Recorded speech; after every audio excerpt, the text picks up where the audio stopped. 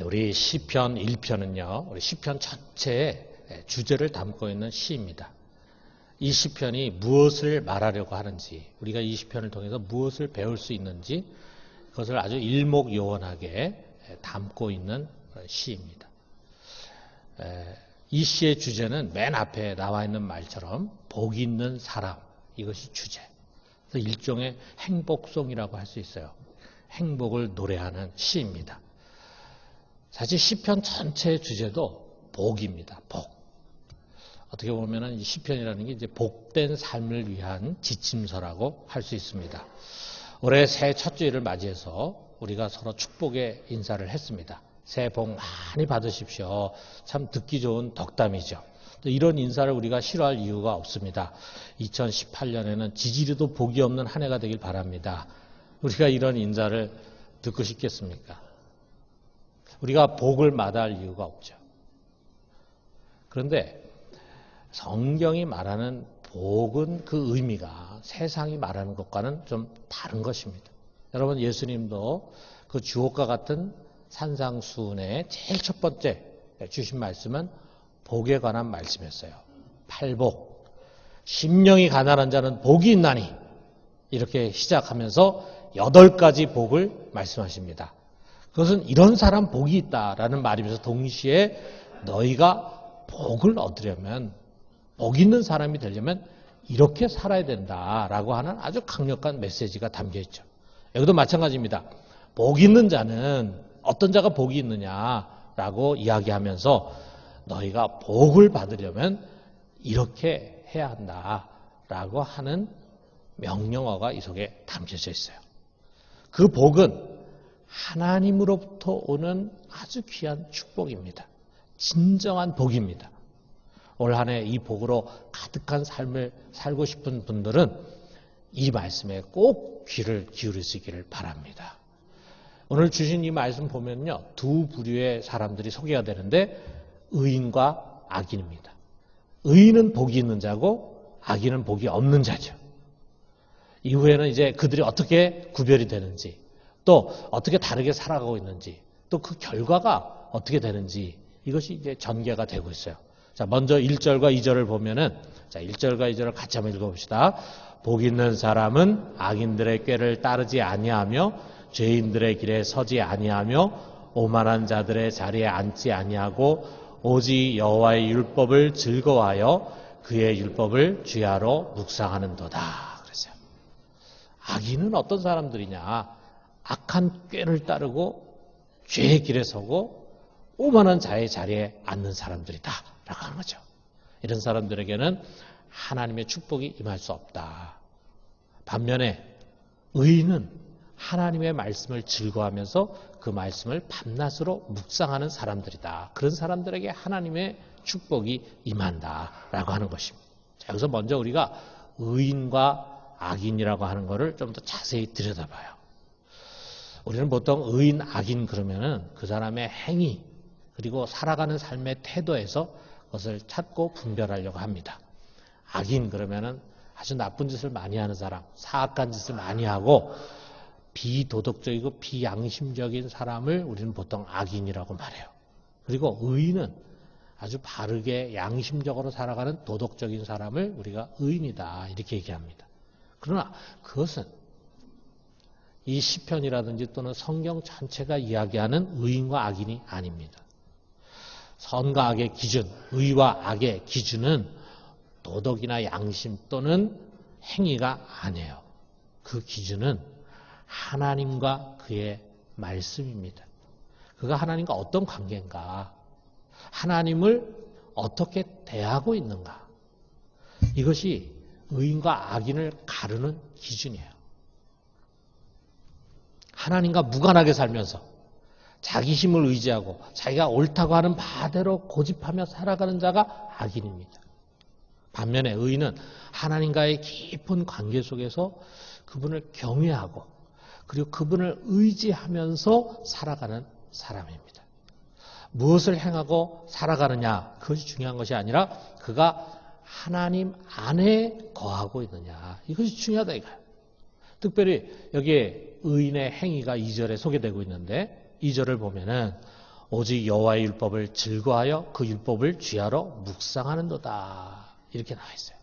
자, 이 말씀을 놓고는 재빨리 그래 나도 복을 받으려면 올해 성경을 열심히 읽어야 되겠다. 이렇게 적용하면서 결론 지으려고 해서는 안 됩니다. 여러분 이 말씀은요. 그냥 단순히 성경을 읽고 성경을 배우고 성경 구절을 암송하고 그리고 성경 말씀대로 살아가는 것을 의미하는 것이 아니라 그보다 훨씬 더 깊은 의미를 담고 있어요. 그것은 뭐냐? 말씀 안에 거하면서 살아가는 삶입니다. 마치 예수님께서 우리에게 주신 이 말씀을 생각나게 하는데 요한복음 8장 31절에 32절에 보면은 이렇게 말씀하셨어요. 너희가 내 말에 거하면 참으로 내 제자가 되고 진리를 알지니 진리가 너희를 자유롭게 하리라 그랬어요. 너희가 내 말에 거하면 그래서 너희가 내 말을 듣고 청종하고 내 말대로 행하면 이렇게 말씀하지 않고 너희가 내 말에 거하면 내 말 안에 살면 그런 뜻이거든요. 또 훨씬 더 포괄적이고 깊은 의미가 담겨져 있죠. 그것은 어떤 특별한 시간, 특별한 장소에서 성경을 펼치는 것, 그것을 가리키는 것이 아닙니다. 하루 종일 그 말씀의 뜰 안에 거하는 거예요. 그 말씀의 바다에서 헤엄을 치는 거예요.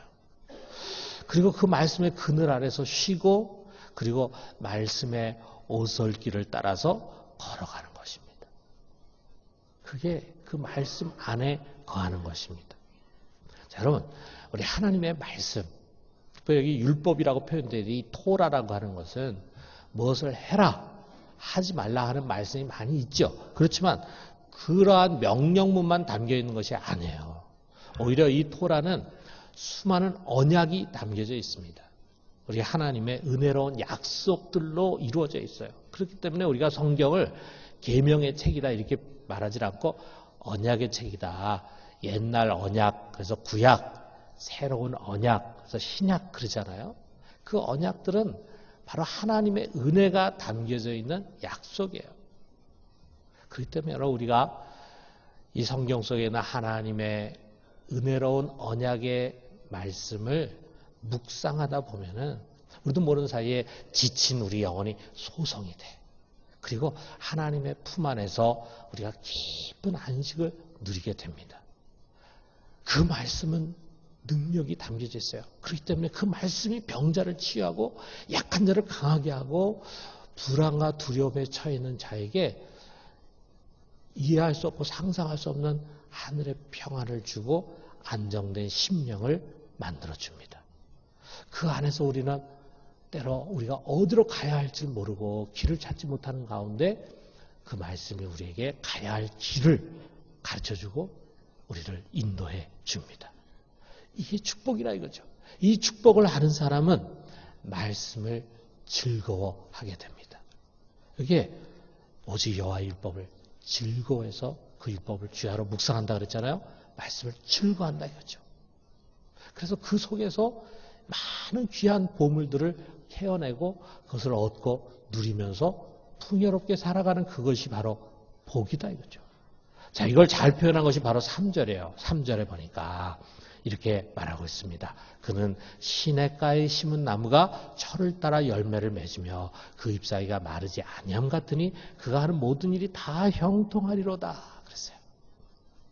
시냇가에 심은 나무, 이것이 바로 의인을 비유하는 것이라 이거죠. 이 비유 속에 모든 것이 다 담겨져 있는데, 자, 우리가 먼저 이 시냇가에 심은 나무에 주목하기 전에 그와 대조되는 것, 광야에 심은 나무를 한번 우리가 생각해 봐요. 이게 유대 광야, 이스라엘 땅에서 찍은 사진입니다. 유대 광야에 이런 나무와 풀들이 있어요. 여러분 생각해 보세요. 여기 물도 없습니다. 땅도 양분이 없는 아주 척박한 땅입니다. 거기에 심겨진 나무들이 뭐 제대로 곧게 자랄 수 있겠어요? 그야말로 영양실조에 걸린 힘없고 메마른 모습이죠. 뭐 과일을 맺는다라고 하는 것은 상상할 수도 없는 거죠. 이런 데는 뭐 과일 맺는 나무가 없습니다. 이것이 바로 악인들의 모습이다 이거예요. 그러나 시냇가에 심겨진 나무는요 전혀 다른 거죠. 아주 물과 양분이 언제나 충분해. 뿌리가 거기까지 쫙 뻗어 있습니다. 수시로 물을 빨아들이고 양분을 빨아들입니다. 그러다 보니까 자연히 잎들이 시들지가 않아요. 언제나 푸르고 푸릅니다. 잎만 무성한 것이 아니에요. 철을 따라서 과실이 맺혀집니다. 그 나무는 항상 풍성한 생명을 누려요. 이것이 바로 의인의 모습이다 이거죠. 여러분, 이 시냇가에 심은 나무, 광야에 심은 나무의 비유는요, 마치 우리로 하여금 이 포도나무 비유를 생각하게 합니다. 예수님께서 이 포도나무 비유를 요한복음에서 주셨어요. 아버지는 농부고 예수님은 포도나무고 우리는 그 가지다 그랬어요. 그리고 그 가지 끝에서 포도 열매가 맺히는 거죠. 포도 열매는 나무에 맺히는 게 아니라 가지에 맺혀집니다. 가지가 수고하는 것처럼 생각되지만 사실 가지는 하는 일이 아무것도 없어요. 가지가 하는 일이란 것은 그냥 나무에 붙어 있는 겁니다. 거기에 붙어 있기만 하면 열매가 저절로 맺혀져요. 근데 사실 이게 전부다 이거죠. 나무에 붙어 있는 이것이 얼마나 중요합니까? 붙어 있기 때문에 나무가 그 가지에게 물과 양분을 끊임없이 풍부하게 공급을 해줘. 그것을 통해서 열매가 맺혀지게 되는 거예요. 그렇기 때문에 주님은 이 포도나무 비유를 주시면서 요한복음 15장 4절에서 5절에 이렇게 말씀합니다. 내 안에 거하라. 나도 너희 안에 거하리라. 가지가 포도나무에 붙어있지 아니하면 스스로 열매를 맺을 수 없음 같이 너희도 내 안에 있지 아니하면 그러하리라. 나는 포도나무요 너희는 가지라. 그가 내 안에 내가 그 안에 거하면 사람이 열매를 많이 맺나니 나를 떠나서는 너희가 아무것도 할 수 없습니다. 자, 여러분, 예수님이 하신 말씀, 특별히 예수님의 비유를 보면요, 어려운 게 하나도 없어요. 아주 당연한 자연의 이치, 단순하고 쉬운 자연의 이치를 가지고 주님은 하나님 나라의 비밀을 말씀해 주십니다. 여기 시냇가에 심은 나무, 광야에 심은 나무, 나무에 붙어있는 가지, 나무에서 떨어져 나간 가지, 그 결과가 어떻게 될지는 초등학교 학생들도 충분히 이해할 수 있는 쉬운 내용이에요. 그런데 이런 단순한 이치 속에 아주 깊은 영적인 교훈이 담겨져 있어요. 여러분, 우리가 하나님께 축복을 받고 그리고 그로부터는 복을 풍성히 누리는 삶의 비결은 뭐냐? 지극히 간단 명료합니다. 시냇가에 심은 나무처럼 하나님 안에 거하는 것입니다. 그분을 경외하면서 그분을 의지하면서 그분에게 기대어서 그분에게서 삶에 필요한 모든 에너지와 지혜를 공급받으면서 살아가는 거예요. 그렇기 때문에요. 우리도 모르는 사이에 우리는 1년 내내 늘 푸른 잎처럼 메마르지 않을 것입니다. 은혜의 기름이 우리의 삶 속에 늘 흐르게 될 것입니다. 그 은혜의 기름은 다른 것이 아니라 먼저 우리의 마음을 변화시켜요. 우리의 마음에 평화와 견고한 안정감이 주어집니다. 여러분, 우리가 1년 10달 살아가는 동안에 어떻게 풍파가 없을 수가 있겠어요? 어떻게 늘 좋은 일만 생길 수 있겠어요? 때로는 나쁜 소식도 듣게 되고 일이 어렵게 꼬여져 가는 것 같은 생각이 들기도 하고, 그런데 그럴 때마다 마치 풍랑 속에서 막 좌충우돌하고 죽을 것 같은 생각을 가지고 막 흔들리는 그런 사람이 아니라 그런 일이 잘 안 되어 가는 것 같고 나쁜 소식을 듣는다 할지라도 마음의 평화와 안정감을 잃지 않을 수 있다면 그 사람은 행복하게 살아갈 수 있잖아요. 그런데 그런 마음의 평화와 깊은 안정감을 하나님이 허락하십니다. 우리 가정에서 부부간에도 사랑의 끈이 더욱 견고해지고 우리 자녀들이 감람나무같이 아름답게 자라가는 것입니다. 그리고 자기도 모르는 가운데 열매를 맺게 돼요. 그 열매의 종류는 사람마다 다 다양하겠죠. 우리의 믿음이 커지고 인격의 변화가 일어나요. 관계가 치유되기도 합니다. 그리고 가정이나 직장에서 자신이 꼭 이루어야 하는 일들, 간절히 소원하는 바가 이루어지기도 할 것입니다. 그런 것들이 철을 따라 제때에 때가 되었을 때에 열매로 맺혀지는 거예요. 그래서 여기 3절 하반절에 보니까 그가 하는 모든 일이 다 형통하리로다. 우리는 잘 모르는데 그 모든 것들이 말이죠. 하나하나 하나님의 때와 방법과 섭리 가운데서 막힘이 없이 쫙 흘러가는 거예요. 안 되는 것 같았는데 길이 쫙 열리는 거예요. 이게 바로 시냇가에 심겨져 있는 나무, 하나님 안에 거하는 의인의 삶의 모습입니다. 자, 반대로 우리 하나님과 단절된 삶은 어떤 삶입니까? 이게 4절에 그것이 나오고 있어요. 자, 우리 같이 한번 읽어봅시다. 악인들은 그렇지 아니하며 오직 바람에 나는 겨와 같도다. 악인들은 시냇가에 심은 나무와는 달리 바람에 나는 겨와 같다. 자, 여러분 겨 알잖아요. 알곡이 빠진 겨. 알곡을 잃어버린 껍데기죠. 겉은 그럴듯한데 속 빈 강정이에요. 아무런 열매가 없는 빈 껍데기 인생이에요. 그것도 바람에 나는 겨를 생각해 보세요. 우리 퀴즈를 하다 보면은 자연히 이제 겨들이 막 날아가지 않습니까? 바람을 타고 높이 올라가는 겨를 한번 여러분 생각해 보세요. 한때는 잘 나는 것 같아요. 한때는 잘 나고 잘 되는 것 같아요. 성공도 하는 것 같고 재산도 늘어나는 것 같아요. 그야말로 만사 형통처럼 보입니다. 그러나 언젠가 바람이 잦아들면은 어떻게 됩니까? 저 아래로 곤두박질 치는 거예요. 여러분 속지 말아야 합니다. 지금 잘 되는 것이 잘 되는 것이 아닙니다. 그냥 훅 불면 한순간에 날아갈 것들이다. 여러분 항상 우리 이렇게 생각해야 합니다. 우리 시편 37편 10절에 보면은요. 악인들의 형통을 부러워하지 마라. 그들이 어떻게 되는지 아느냐 하면서 이렇게 말씀하잖아요. 잠시 후에는 악인이 없어지리니 내가 그것을 자세히 살필지라도 없으리로다. 야, 그 사람 참 대단했는데 뭐 앞길이 창창하고 만사 형통하고 잘 되는 것 같았는데 어느 순간에 보니까 다 사라져 버렸어요. 그 앞에는 하나님의 공의로운 판결이 기다리고 있다 이거예요. 그래서 5절에 보니까 그러므로 악인들은 심판을 견디지 못하며 죄인들이 의인들의 모임에 들지 못하리로다. 그 사람이 행한 악과 잘못된 것들은 심판을 받는다. 이 세상에서 심판을 피한다 해도 죽은 뒤에 올 심판을 견디지 못할 것입니다. 누가 이런 복 없는 자인가? 다른 누가 아닙니다. 자기 마음대로 사는 사람, 자기 힘과 주변의 사람들을 의지하고 사는 사람, 세상이 가는 길을 교본으로 삼고 사는 사람이에요. 세상 사람들이 행하고 세상의 원리를 쫓아 살아가는 그 사람들의 삶을 오히려 성경으로 생각해. 그걸 텍스트로 생각해요.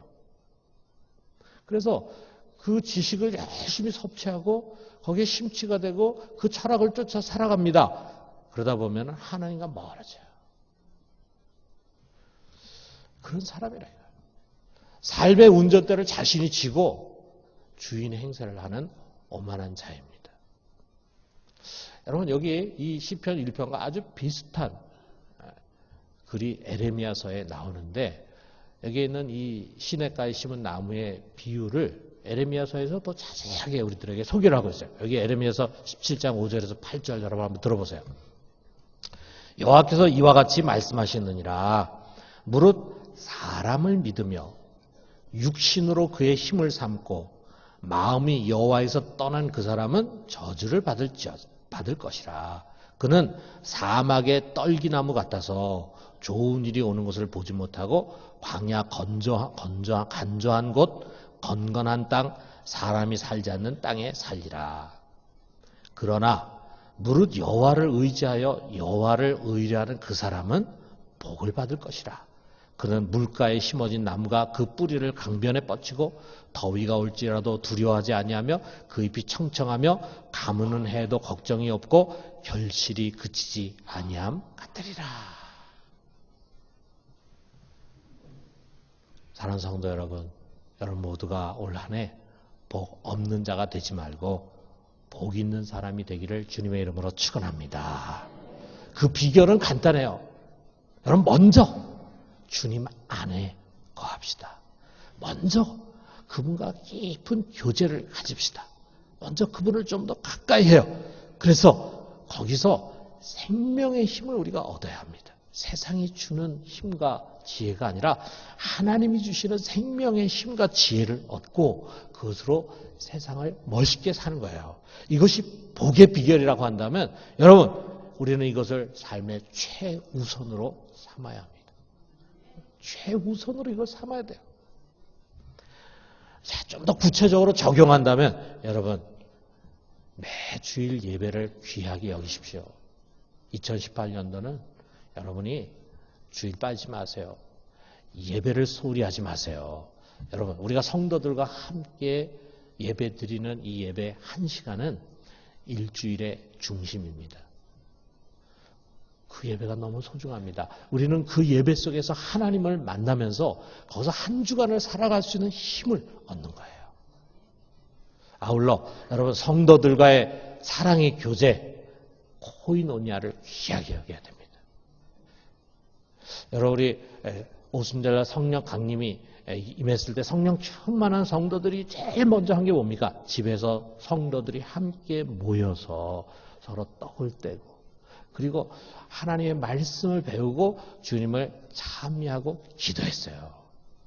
여러분이 성도들과의 교제가 얼마나 중요한지 모릅니다. 여러분의 영적인 뿌리를 목장에 깊이 박으십시오. 그리고 거기서 치유와 은혜를 공급받으십시오. 여러분 매일매일 자신의 영혼을 돌아보는 시간을 가져요. 말씀을 가까이 하고 기도에 힘씁시다. 기도회에 여러분 빠지 마시고 적극적으로 참여해서 함께 기도해요. 여러분 다양하게 흐르는 은혜의 강물 거기에 우리의 뿌리를 내립시다. 그리고 거기서 힘과 능력을 공급받아요. 여기서 얻은 에너지를 가지고 우리가 가정이나 직장이나 사회 우리 세상 구석구석에서 하나님께 영광 돌리는 결실을 하고 세상에 선한 영향을 미치는 삶을 사는 것입니다. 여러분 말씀 뵙겠어요. 지금 나의 삶을 돌아봅시다. 시냇가에 심겨진 나무입니까? 아니면은 광야에 심겨진 떨기나무입니까? 아니면은 그저 바람에 날리는 겨입니까? 우리가 다시 한번 주님의 말씀에 귀를 기울여요. 요한복음 15장 5절에 나는 포도나무요 너희는 가지라. 그가 내 안에 내가 그 안에 거하면 사람이 열매를 많이 맺나니 나를 떠나서는 너희가 아무것도 할 수 없습니다. 나를 떠나서 너희는 아무것도 할 수 없다. 이 말씀을 우리 새 첫 주일에 우리 귀에 담고 올 한 해 동안 우리 주 안에 깊이 뿌리박고 그분이 주시는 힘으로 생명이 넘치는 복된 삶을 살게 되기를 주님의 이름으로 축원합니다.